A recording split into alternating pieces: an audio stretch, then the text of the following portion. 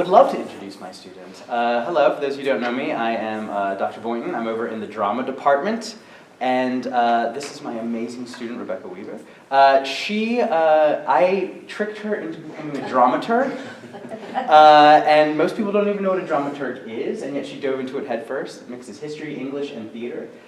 She works on productions and does incredible research and a bunch of other wonderful things. I will let her explain all that to you. She worked on many projects with me. I think your talk is mainly on She Kills Monsters. If you got to see She Kills Monsters last semester, she helped with the dramaturgical research. She held that position. And I just have to do this plug, and then I will hand it over to her. She just won the Kennedy Center American College Theater Festival Award in Dramaturgy. So for this very show that she's about to talk to you about, so she'll be going to DC, I think, and representing JSU on the national stage, literally. So I'm going to hand it over to Rebecca. Hi, everyone. So like Mike said, I'm a dramaturg, and basically what that entails is, yes, it does entail a lot of research, but my job is also to make sure that the designers and the production team and the actors make the production as authentic and cohesive as possible. In theater, we always want to entertain and enlighten, and part of my job is to help with the enlightenment part. So, part of my job is analyzing the script, reading through it, coming through anything that the director needs, anything the designers need, and basically helping them with their designs, with their research, and trying to get that final product, that final performance to be what we want it to be, and to showcase the playwright's work. Part of my job that I really love is making the play connect to what's going on today. When we choose our plays, we want to make sure that we're choosing them for a reason. So we chose She Kills Monsters, I don't know if any of y'all saw it, but we chose She Kills Monsters because it's a play about feminism, it's a play about gay rights, it's a play about navigating that family dynamic. So we wanted to choose that because, one, our students really wanted to do it. We've been bugging them for about 4 years now. So we finally got to do it, and I immediately emailed Mike and was like, I want to dramaturg this. Simply because it deals with matters that are important to me as a human and as a theater major. And I knew that I would be able to do a lot of research that would help me in my career, but also help the actors out. So this is part of my lobby display. My lobby display is mostly to connect the audience and prepare them for what they're about to see. So my objective was to get them in the mindset of the 90s.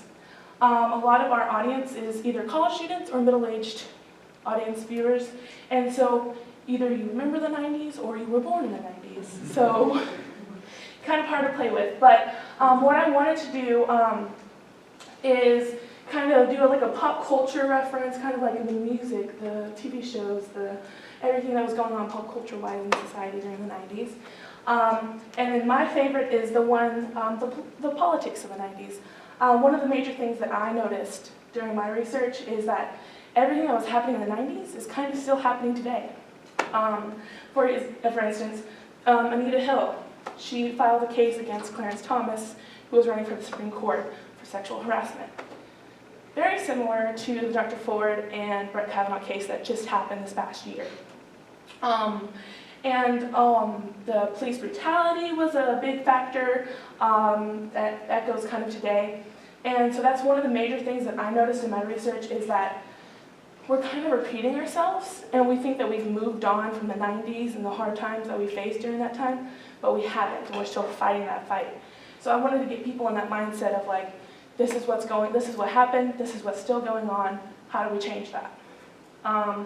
And this poster, I'll switch them out real quick, is basically a production thing. So I don't want to, when I'm doing my lobby display, I don't want to overwhelm my audience members with a bunch of facts, a bunch of information and all that stuff.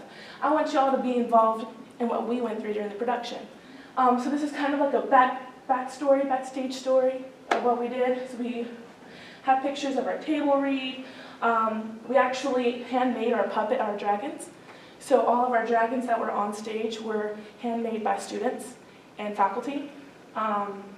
We actually organized, me and the assistant director, Eric Wilkerson, organized D&D campaigns, because a big aspect of the show was Dungeons and Dragons. So we got with the actors and we scheduled actual campaigns to play with them. And then down here I have designer's work. I helped a lot with the sound design, as well as the costume design, because we have a lot of monsters in this show.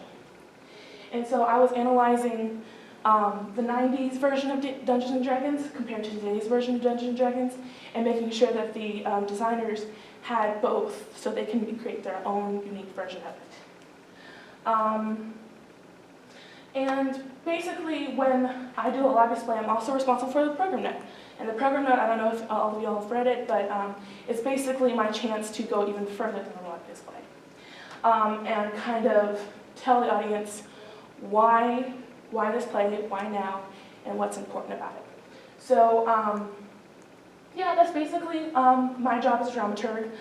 There's a lot more politics and like a lot more people skills and a lot more everything kind of divulged into one. But my job is basically to make sure that the director's concept and the playwright's intent is fully clear and realized by the end of the production. So, yeah, that's basically it. Very good.